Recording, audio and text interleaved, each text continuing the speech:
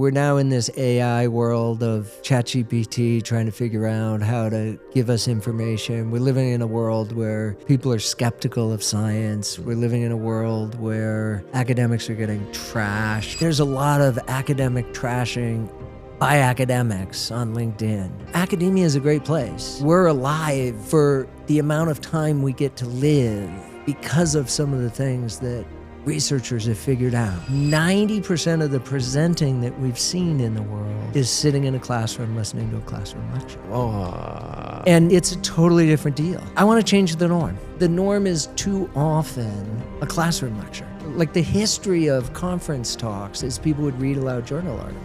That model's broken. And the challenge is... Andy, awesome to have you here. Fantastic to be here. So I'm with Andy Churchill, who is the founder of a company called Present Better. And you have one of my favorite company names ever because it says what it does on the tin. Like it's succinct, it's 2 words, and it's so clear. So how did you get into helping people present better? So I gotta correct you on the 2 words. It's actually all 1 word. You write it as 1 word, even better. So it's 1 compound word, present better. How'd you get into helping people present better? I don't know. I think sometimes it was kind of destiny in some ways. I grew up presenting because I ran an admissions office when I was in, first down of university and did a ton of presenting, like hardest audience you've ever seen, right? 7th, 8th, 9th grade boys and girls who don't like school, convince them to come to your school. And then I was at McGill and I was on a tenured prof track, like finished my PhD, was interviewing for positions, didn't work out, and ended up starting to teach classes at McGill. And one of the classes I was teaching was undergrad engineers. It was technically a writing course. It was a communications class, but we did business presentations. And I don't actually even know if you know this. I have an MBA actually way back in the recesses of my life.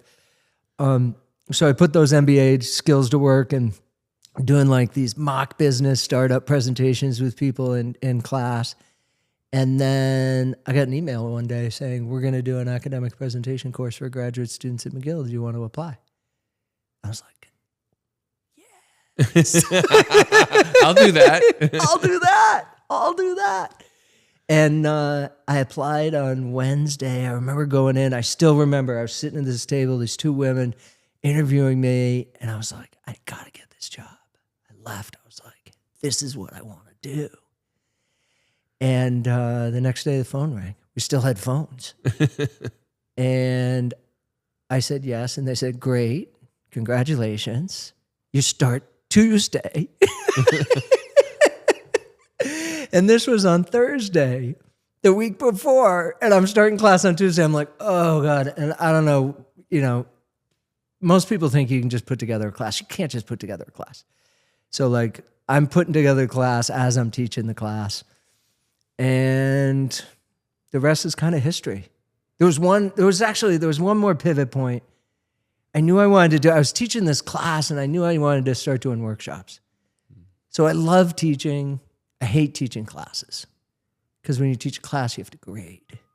And when you grade, you can't teach because now everybody just wants to do what they think you want them to do. And now you're not in a position as a coach. You're in the position as an evaluator. It's why I never, like people ask me to be a judge for startup competitions all the time. I always say no. I don't do evaluation. I coach. I'll coach your speakers, but I'm not going to judge your speakers. Ooh, what an important differentiation, because the moment that there's an evaluation layered on top of it, it changes the dynamic, it changes the relationship. Ruins the relationship. Ooh, I like this a whole lot. Schools have been dealing with this forever. It's kind of a dirty little secret people don't talk about, but really, your best coaches aren't, your best mentors aren't the people who have the final say. That's why we have mentors who aren't bosses. Yes. Right? Yes. So we have coaches who are, when you hire someone to coach, they're not your evaluator. They're your coach.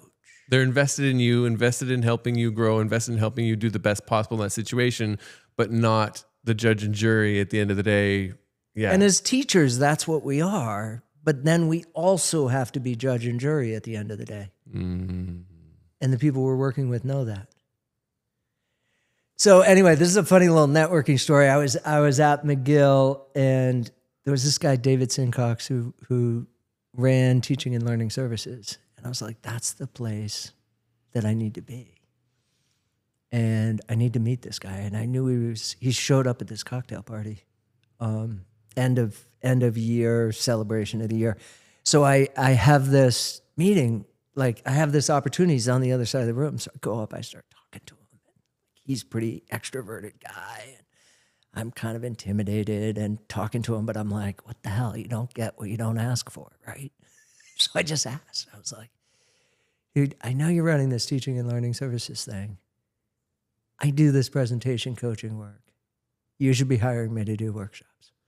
You say that bluntly? And he was like, who are you? 15 months later, I got an email. I didn't hear from him for 15 months. 15 months later, I got an email from him saying, I got a contract for you on the West Island. I want you to do workshops to teach people how to present summer school research students. That was my first summer. So I started at McGill with presentation course.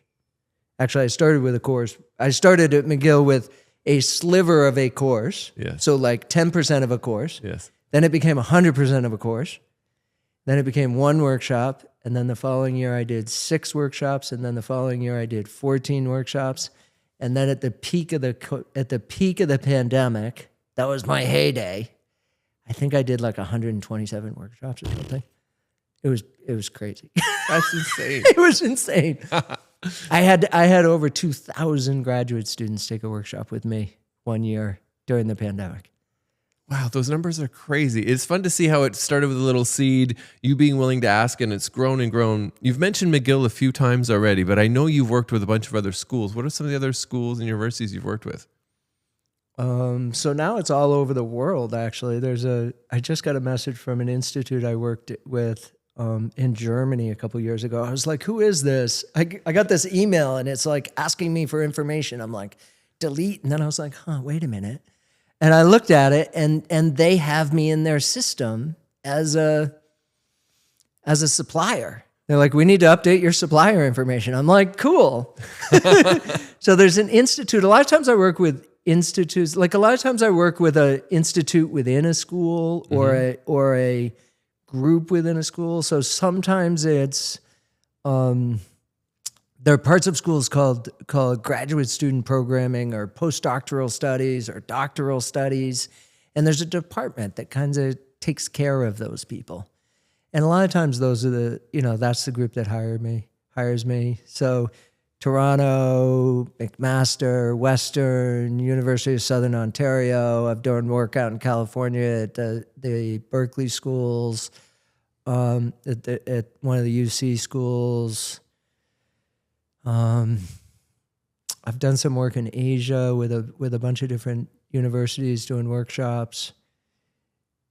I don't think I've done any work in Australia. So if you're listening to this and you're in Australia, give me a call. Yes, that's the part. Not with Australia yet. So Right. there's an opportunity there. There's an opportunity there. But a bunch of continents, a bunch of schools, and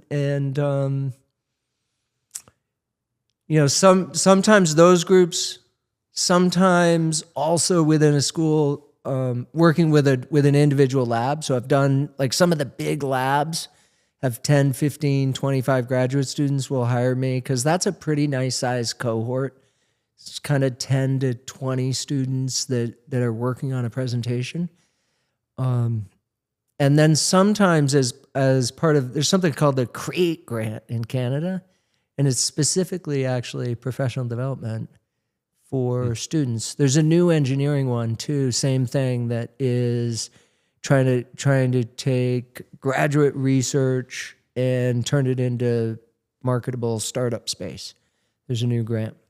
That's cool. And both of those grants are prime for contracts. I've worked on both of those grants now. No, not the engineering one, but I've worked on a bunch of different Create grants. I think 7 or 8 now total, where sometimes I'm brought in as a supplier after the grant's already been won. And sometimes I'm brought in early in the grant writing process and actually written right into the grant as a supplier. And helping them get the grant, ultimately. Yeah. That's fantastic. Yeah. It's cool because there's some of these parts of your story I didn't know before, and how it started small and grew, and you've now worked with all these schools, and it's nice. It sounds fancy. It's impressive. However, all true, awesome, successful entrepreneurs that I know have stories where things maybe didn't turn out so well. And you have probably one of the most memorable stories when it comes to starting out and getting feedback that maybe wasn't the kindest. Oh God, we're going here. It's so incredible. The fact that you're teaching these thousands of people how to present better and all this stuff you're doing. So I've alluded to it. You know what it is. Tell us the story. I know what it is. So imagine I'm sitting at my computer and course evaluations come in at the end, right? And I'm new to teaching. Like I've been working in schools for a long time, but not in the administration role, right? In the outreach role. So this is probably my 3rd or 4th classroom experience. And it's my first classroom experience with graduate students. And it didn't go very well. So I'm opening up the course evaluation. And I mean, you know what it says, right? What does it say? But other people don't know what it says. It says, Andrew Churchill should never teach at McGill again. And I just, it's still a dagger in the heart, right? And there was some truth to it in that what it should have said is that this version of Andrew Churchill should never teach again, right? Because it didn't go well. It honestly, I've described this on LinkedIn before, right? I think the opening line I used on one of the posts was, the class was like a slow moving train wreck, right? And it was, and that's what happens sometimes. And I didn't understand it. I was like, but I'm so good at presenting. How can this have not worked? And, that was kind of the beginning. And one of my early realizations is, people talk about presenting as if it's a monolith, right? People talk about how do you present? And I'm like, well, are you at an academic conference or are you doing a eulogy? Because they're different. Very different environments. Right? Yes. Or are you doing a TEDx talk? Or are you doing a speaker slam? Yes. Right? And I think it's, people, one of the things, you'll appreciate this, Rob, because your music background, right? It's genre. It's all about genre. And every different situation has a different genre. So a TEDx talk, totally different from an academic conference, totally different from a 3-minute thesis competition, totally different from a dissertation defense, totally different from a presentation in a class. And unfortunately, most of our, and this is the really unfortunate part of the story, 90% of the presenting that we've seen in the world is sitting in a classroom listening to a classroom lecture. That's all we've experienced. For most of us, that's the most amount of, And it's a totally different deal. You take a classroom lecture and you put it on a TEDx stage and it's a disaster. and one of the beautiful things that TEDx did, and then we can talk about some of the things that are too bad, but one of the beautiful things that TEDx did was they created opportunities for people to see something different than an academic classroom. And the world has now seen what an engaging, asynchronous talk can look like.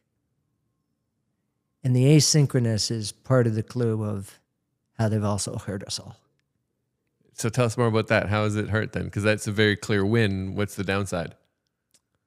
The downside is it's asynchronous and it's been It's become formulaic, and it's a very specific genre. And the genre is 15-minute talk, general audience, asynchronous video. And it doesn't translate to lots of other areas. And people, unfortunately, kind of hold TEDx up as the pedestal, right? Like TEDx is like TED Talks or the ultimate talk. And I actually think a lot of the reason, and this is, we all think about our life's work in different ways, right? And it sounds a little grandiose, but like I want to teach I want to change how academics present scientific information. And I think TEDx has actually made it harder for me, not easier. Okay, you just said something, and it sounds like the mission that you're leaning into, and you just explained how TEDx has made it more difficult. Tell us about this mission then, as far as, I don't know the way you just said it. It was like helping scientific presentations be better? Helping academics helping change the norm. Like I not only want to change that, like I want to change the norm.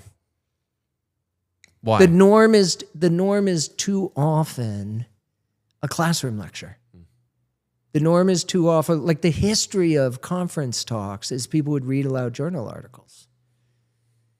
And that model's broken. And the challenge is when I start talking about like as soon as somebody starts talking about doing something different, everybody assumes they're talking about a TEDx. Everybody assumes it's like, oh, you want it to sound like a TEDx. It's like, no, I don't want it to sound like a TEDx.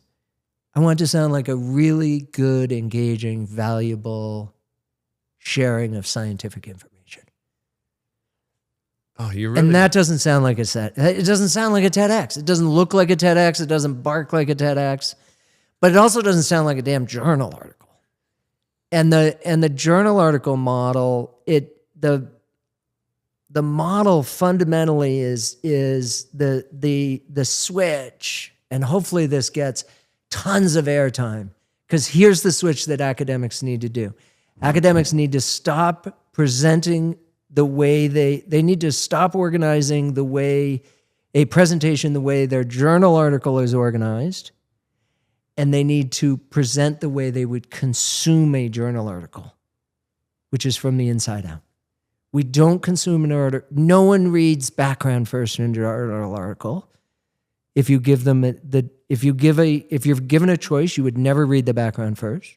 So why does everybody start an academic presentation? The one place no one in the audience would start if given the choice. That's what I want to change.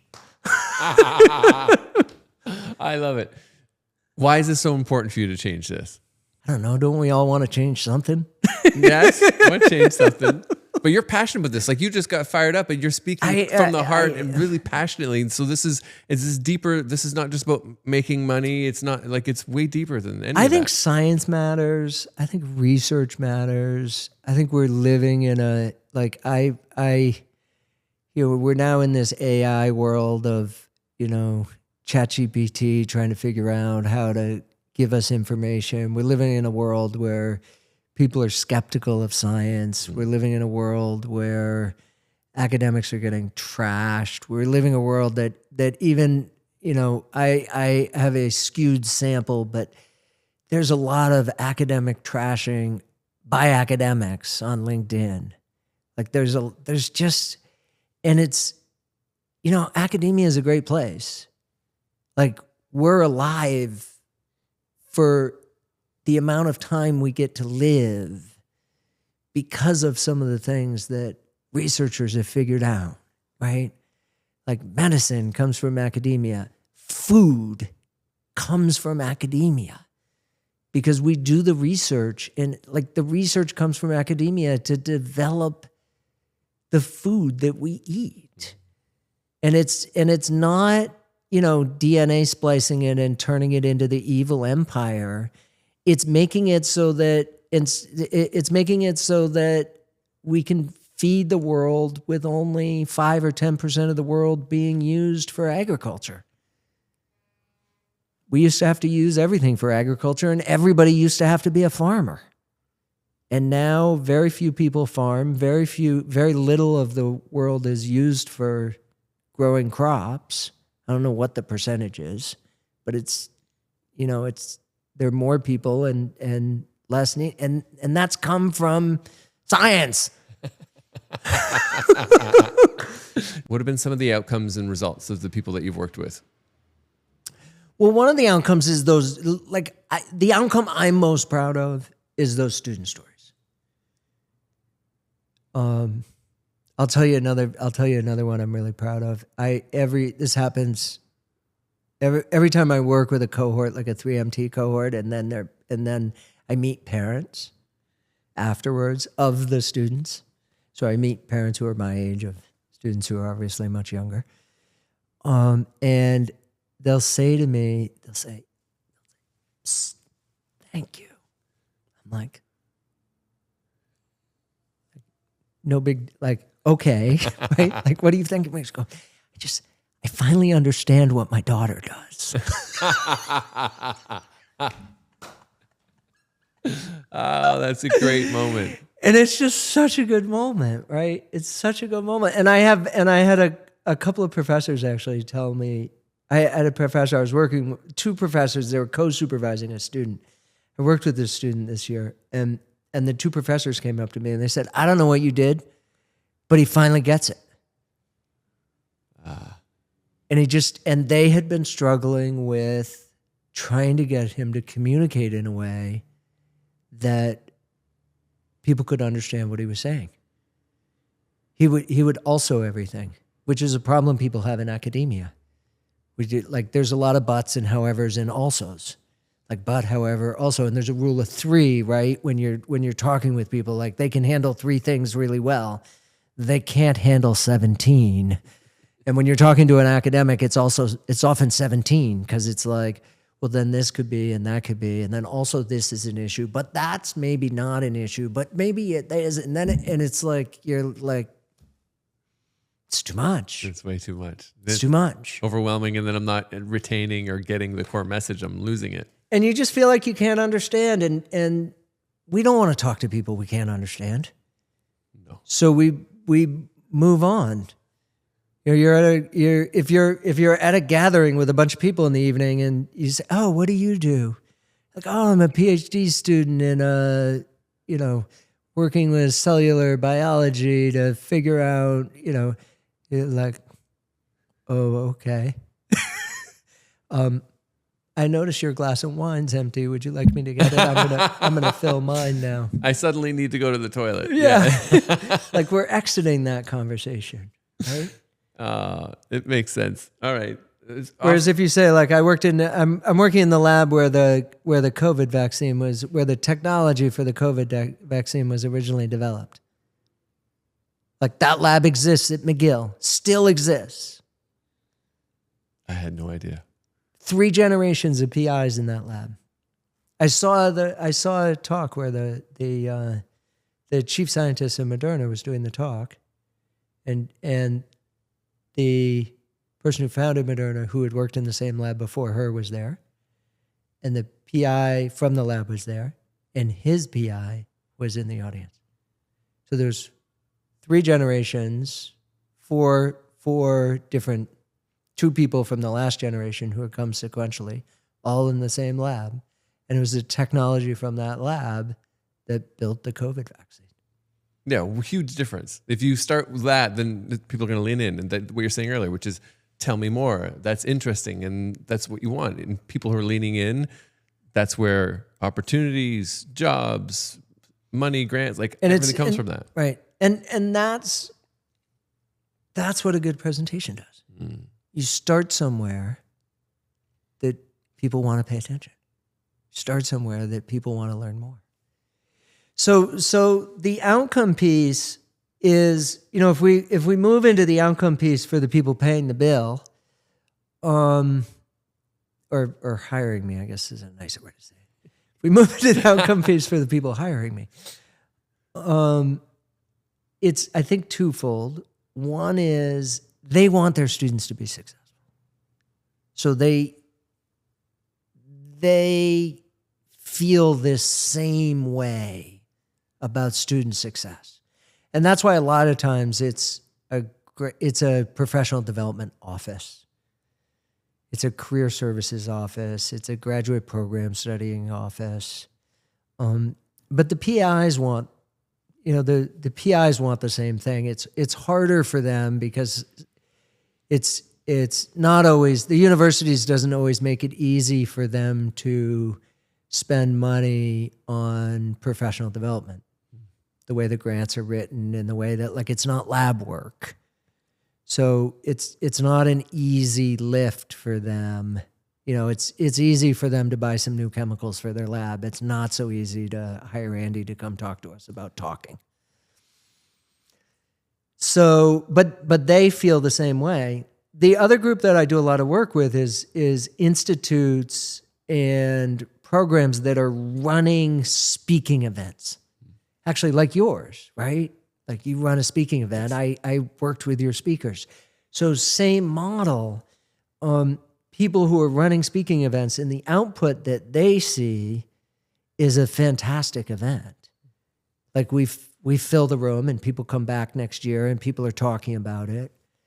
And it's a fantastic event. Like everybody who goes says like, oh, that was one of the best events I've been to all year. And the people who are running the events, that's what they want. And that's why they hire me again. Like it's very rare that, pretty much the only time people don't hire me back next year is when their funding shifts and they don't have the money. Like as long as they have the money, I don't think anyone has not hired me back next year who had the money to hire me back next year. Because the event's better and they know it. And the speakers tell them working with me was great. And they go and people say the event was great. And it's more than just working with the speakers, it's also working with them. I've now run hundreds and hundreds and hundreds of these events. And sometimes you have to move the chairs. Sometimes you have to move a table 6 feet away from the stage because the table's, Rob's nodding because I did this at his event. We walked into his event, right? And the tables were too close. The front table was too close to the stage. It's like, we got to move the table back 6 feet. He kind of looked at me like, what? Okay.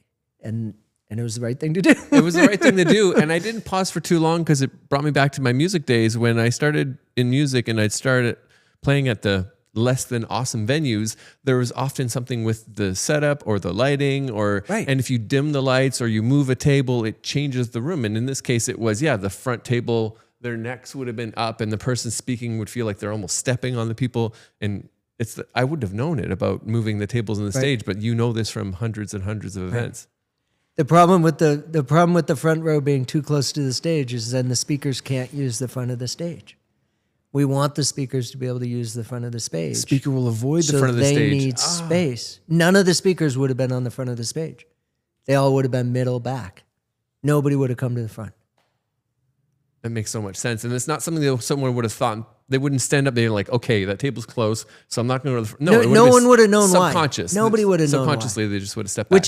Which is so much of the work that I do. Like I work with university professors. Like oftentimes the people who hire me are really good speakers. But they're hiring me because they realize they hire me for two reasons. One, they realize like they don't want to spend their time teaching people how to speak. They're running a lab. And oftentimes they have both the confidence and the self-awareness to realize that they don't actually know how to teach someone to do what they do. It's all tacit. That's what made me think of it, right? It's like this tacit understanding. We don't know why we won't walk to the front of the stage, but we don't. I know why you won't.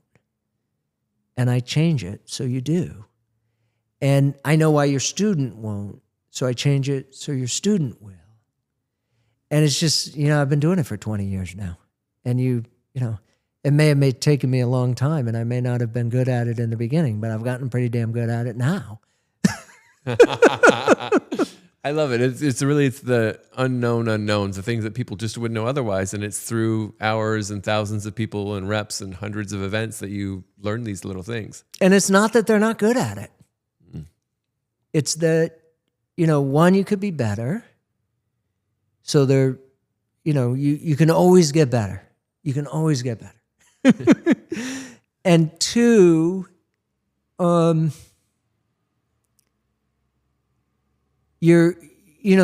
a difference between being good at it and understanding how to teach someone else to be good at it. Yeah. And that's taken me a long time to figure out. I spent a lot of time in the beginning being like, just do what I do. And now I'm like, don't do what I do. Now I tell people they're not allowed to do what I do. What a shift. You're not allowed to try and be me. You got to be you. We want authenticity. We crave it. Oh, you mentioned AI earlier, in the AI world where it's so easy for people to just pump out and regurgitate and spit out words that it's hard to connect to. People want to connect with you as you are. Yeah. We'll do this exercise later. We can't do it because we don't have our computers open. But if you're at home, like if you're watching this, you can do this.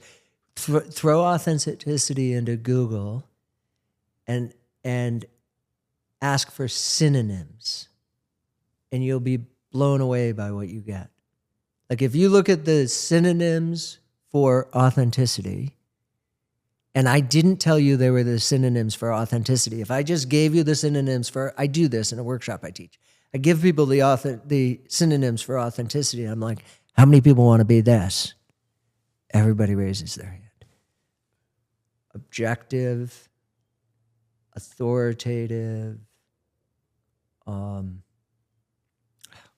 I'm on the spot. I can't remember what they are. It's okay, but it's good because it's still a bit of a cliffhanger. Because True. Yeah.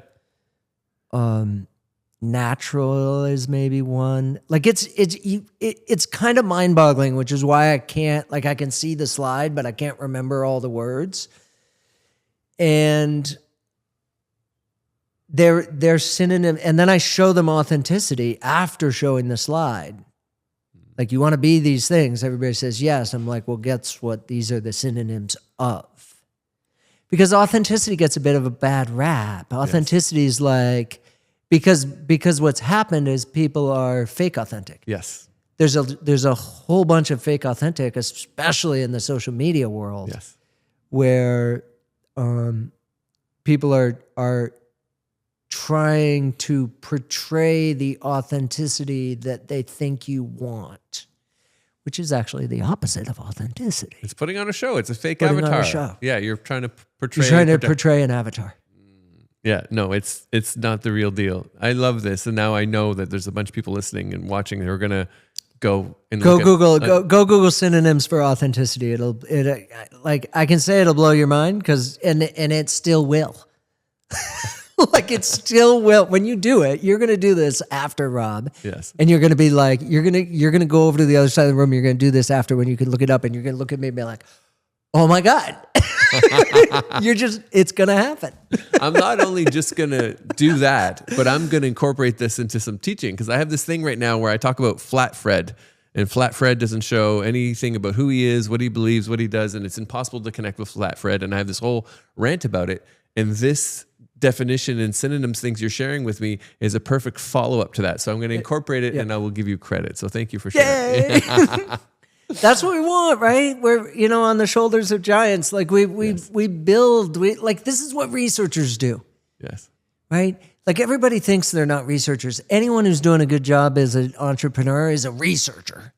Because you're researching you're researching your client, you're researching your language, you're researching how you put yourself in the world, out there in the world. You're researching this stuff, and if you're not, then you're not going to be successful. No. So it's not like researchers have a like they don't own research, and the fact that we need to all be doing research all of the time in the world, like. Good business does research all the time. Nonstop. So if you're running a business, this is why you should be hiring academics. You should be hiring PhDs because they actually know how to do good research instead of crappy research. And one of the things that happens when you do a PhD is you're trained how to do research. That actually is the thing. PhD stands for not I researched something no one else ever researched before. It stands for trained, certified researcher. And every business needs people that can do that work. And people should be like banging down the walls of universities to hire PhDs because they know how to do this. You've just made such a case for research and science in a very compelling way. And the part you're talking about, the needs for building a business, and it's like, yeah, who are you serving? What do they need? It's critical. There's no successful and it's business problem without it. solving. It and is it's problem critical solving. thinking, and it's like these are the things that in order to get through your PhD, not only do you have to do these things, but you have to do them by yourself. Like you can't cheat because people are like in a good situation, people are mentoring you and telling you what needs to be done, but they're not doing it for you. This is not a classroom anymore. This isn't an advanced classroom degree where like now instead of calculus, you have super, super duper calculus. This is a totally different thing. And you've had to do something really significant and figure it out yourself. And yeah, are there some blind spots for PhDs? Like, is collaboration not necessarily, like they haven't necessarily been doing a lot of that, or they haven't, like, yes. Is it slow? Yes. Is that a problem when you get in the business world? Absolutely. Do people need to learn how to do things faster and 90% sure instead of 99% sure? Absolutely. But those are little shifts compared to the things that they really know how to do and have done and have figured out. This idea that we don't give PhDs, like businesses don't consider getting a PhD work experience, is the most ludicrous thing ever. Because it's way more work experience than being an intern somewhere. It's way more interesting, valuable work experience. It's way more interesting, valuable work experience than the junior people in whatever business you're running are doing right now. Because they're senior people, and you're getting to hire a senior, like people are having senior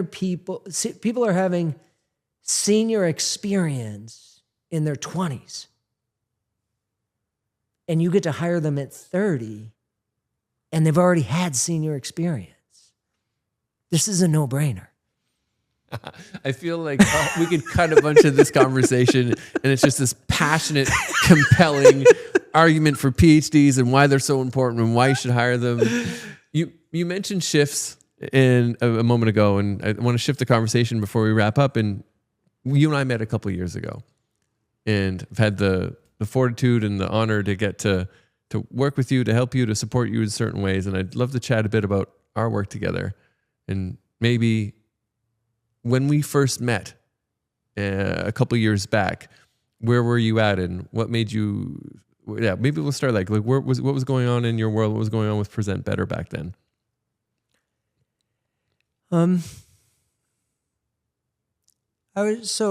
I was in the infancy of, like, Present Better was successful at McGill. And meaning I had a bunch of workshops. I had shifted some of my teaching load to, other McGill workshop contract. I'm not sure I had done more than one or two contracts outside McGill. And I had been futzing around on LinkedIn for a year, maybe a year and a half. And I think there were a couple of big things. One was back to this authenticity conversation, and not just sitting on LinkedIn and doing tips and tricks to present better, but actually sharing some of my story and being authentic. I became Andy for a while instead of Andrew. And also having the confidence to start to feel like I could, go present at UCal Berkeley, or go present at U Toronto, or go, I needed, at some level I believed in myself, and at some level I didn't believe in myself. And I'll be forever grateful for you believing in me, because you did. And that's like one of the great gifts, I think, Rob, that you give people is you believe in them. But you do more than that, because you also help them redirect, right? I don't know if you remember this story, but it was early on in like the VR virtual world, right? Of like, and I was going to build a virtual island of Present Better. And I was like, this is going to be really cool, because going to YouTube videos kind of like, why would you want to go YouTube? Like, you can't find things. It's not organized very well. It's boring. Like, this is way more interesting. And I remember you saying, like, why are you chasing this shiny new toy that's a distraction from the work you need to actually be doing? And I was like, yep, you're right. And so you got me doing the work that I needed to be doing. And then I think and I became known, right? Like I went from 3,000 people on LinkedIn to 15,000 people on LinkedIn. And that's not necessarily the goal, but it's a marker. And I got a bunch of contracts. But it was interesting. A lot of the contracts weren't necessarily from the people that I wanted to get contracts from. And a lot of the first 10 or 12,000 people weren't necessarily the people that, I was doing a lot of startup stuff, not with, like, I was in a food startup accelerator ecosystem, which is great. They're actually doing really interesting things. I'm still friends with them, but I don't go volunteer to be a judge on their show anymore, because it didn't make sense. And I think you were also part of that second shift, right? And that second shift was me realizing that, there's an authentic Andy that I was on LinkedIn for a while and was really important, but there's also an authentic Andrew.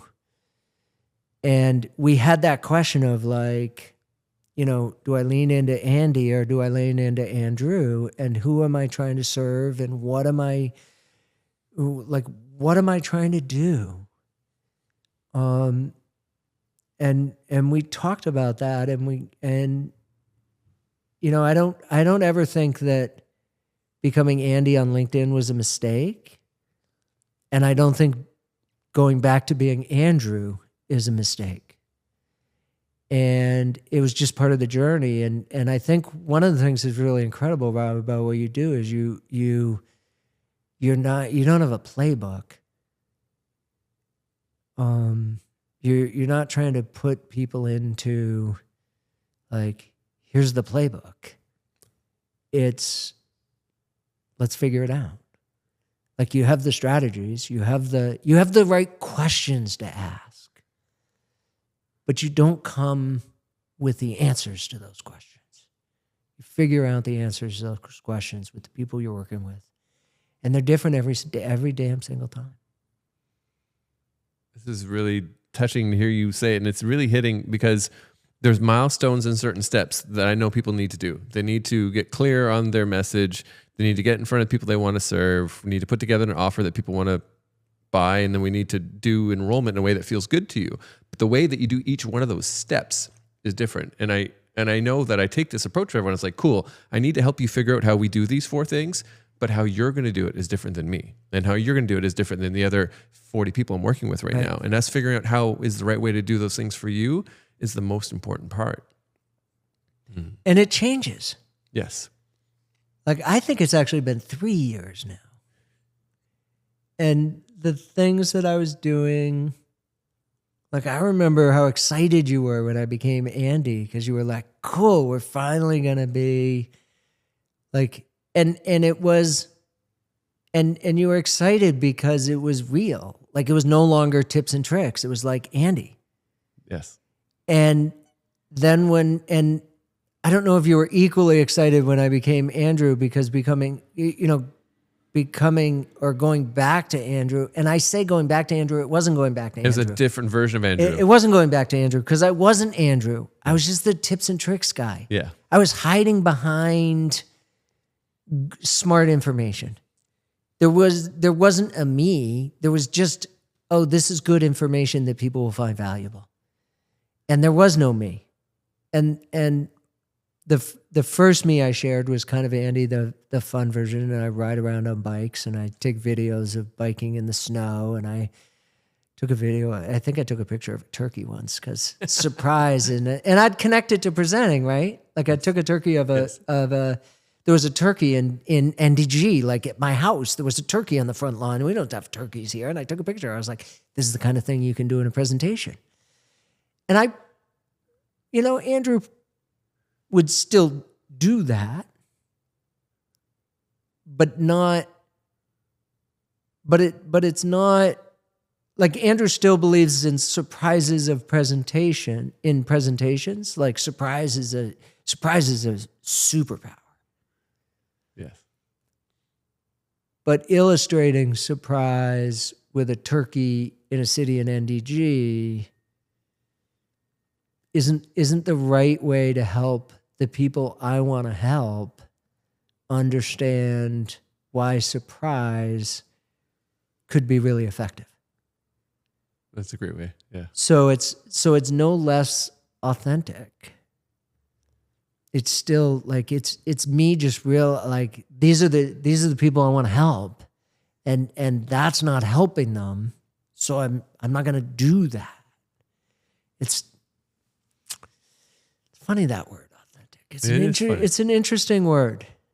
I love the way that you've painted it out in the evolution of the different versions of you, because it was how you were hiding and the things you were hiding behind, and then you went to this other extreme, the like fun, colorful, outdoorsy version of Andy doing stuff that was definitely hidden before. And then you went back to science, but you did it differently, where you were still being yourself, but it was just including the things that mattered to the people that you wanted to serve, which was the researchers and the universities and the labs and all that, which is really cool to see you come full circle. All right, so this has been incredible to chat. And I've known you for years, and I learned things in this that I didn't even know about you. Anyone listening who wants to find out more about you, is curious, wants to dive into your world, where should they go? Present Better. Presentbetter.org. It's a .org. .org. Presentbetter.org. You can find me there. You can find me on LinkedIn. LinkedIn, I have an H in my name, Andrew H. Churchill. And connect, reach out, especially if you're a researcher, if you're a PI, if you're running an institute or part of an organization like Graduate Program Studies and you want to talk about programming, I'd love to talk with you. And if you don't have the money to hire me, I'd love to invite you into my ecosystem and learn from the stuff that I freely share, because I freely share a lot and you can do a lot. You can, like, I'm not so naive to think that everybody's going to hire. Like, I'm not going to change how people present because everybody hires me. I'm going to change how people present because I give a lot of this stuff away, and it gets out there in the DNA and the ecosystem. And I've seen it happen. It's happening at McGill. Like, people talk about things differently at McGill than they did years ago. And part of that is because I've talked to a lot of the people and they start to understand and start to believe in it. And I can vouch for that. Andrew is super generous. So check him out, presentbetter.org, connect with him on LinkedIn. And thanks so much for spending the time with me today. Thank you. Awesome. Pleasure.